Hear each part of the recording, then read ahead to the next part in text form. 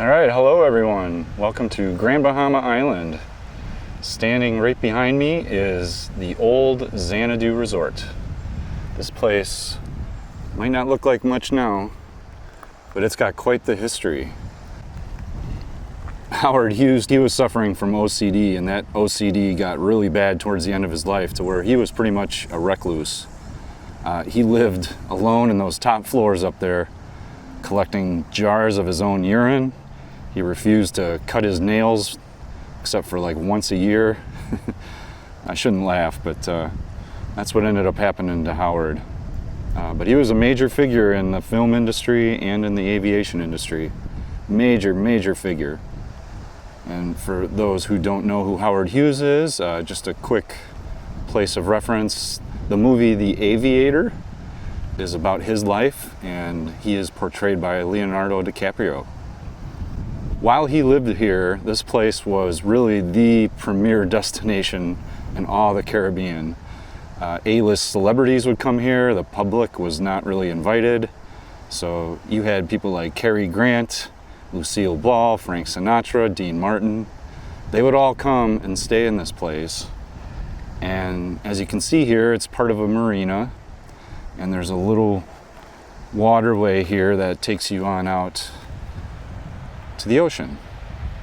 So you can imagine they used to take some fancy charter boats and ride through this canal and do whatever the things that rich people like to do. Anyway, the reason why I'm here is I just bought a new camera, and I haven't tested it out underwater. I haven't gotten used to using it underwater yet. So instead of going on out to the ocean where the seas are a little more rough, I thought it would be good to just get some practice in this little harbor right here where the sea is calm, and I expect to see a lot of juvenile fish, and there will undoubtedly be some other interesting things to see, as there always is when you are underwater. I mean, it's like traveling to another planet. And even in the wreckage of this old famous resort and the waters here, I am sure to see some really cool stuff.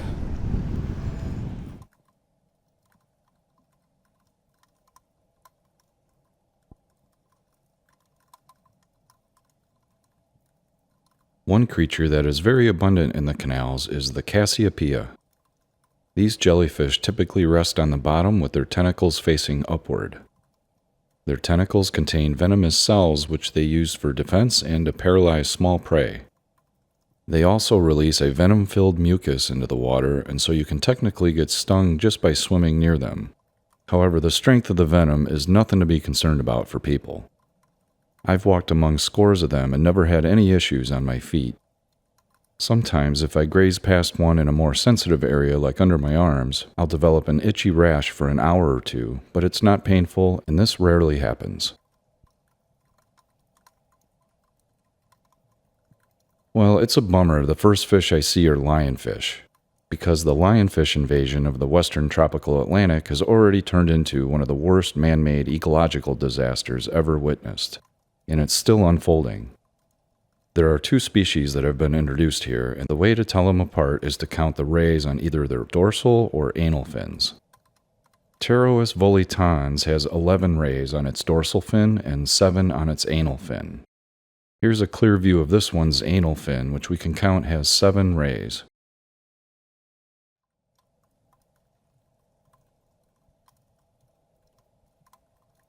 One reason the lionfish are such a problem is they have no natural predators in the western Atlantic. Among the few animals that have been recorded feeding on one is this guy, the spotted moray eel.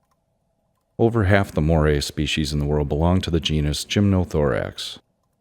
They are top predators and even apex predators in some ecosystems. They feed on a wide variety of animals, including fish, crabs, urchins, shrimp, and snails. Moray eels are able to subdue relatively large prey with their powerful bites, and this might help them overcome the anti-predatory defenses of lionfish. Let's hope they develop a taste for them, because right now the only effective and efficient predator of lionfish in the western Atlantic are humans. It's very uncommon to see a moray fully emerged like this and not frightened by me. and it's not often that I run into them. From the rocks nearby, watching me dive down and film, I noticed yet another moray species peeking out of a hole.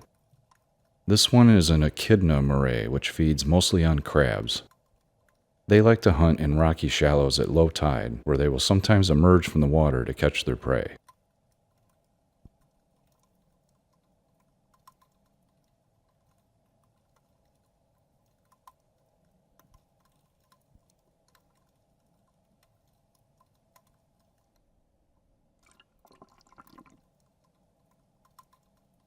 These old dock pilings host a wide variety of marine animals, including these translucent orange zooids, which are called mangrove tunicate.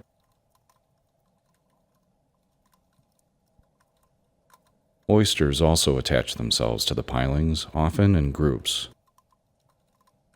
Their shells have sharp edges, so I try and be extra careful when swimming near them.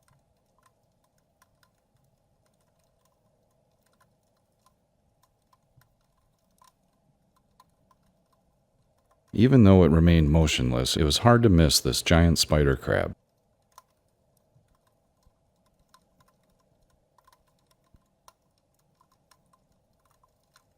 Its exoskeleton is covered in bristles, which algae and other items attach to and gives the crab an effective camouflage.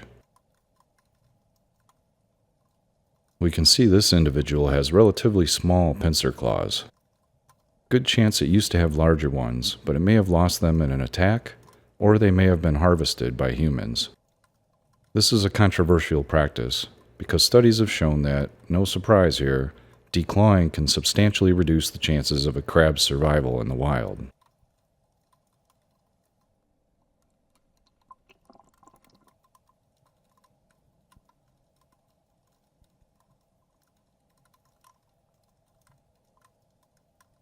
The limestone walls of the canal are riddled with cavities and crevices, which smaller fish can use to hide from larger predators.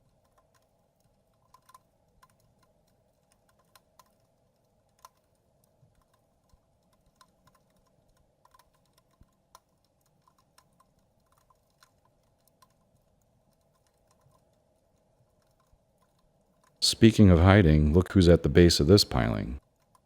It's none other than the critically endangered Nassau grouper. A common thread among fish whose populations are in serious decline is the behavior of aggregate spawning. This is where certain species congregate to spawn in the same few spots year after year. Fishermen have come to learn these spots and take advantage of the easy catch. Nassau grouper harvest is now prohibited in the United States, but some countries in the Caribbean have no regulations in place to protect them.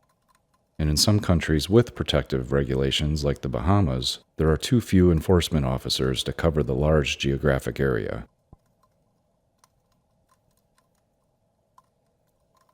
So I'll end this video swimming amongst the rubble along the shore of the canal, admiring the amazing vitality of life occurring just beneath the water surface.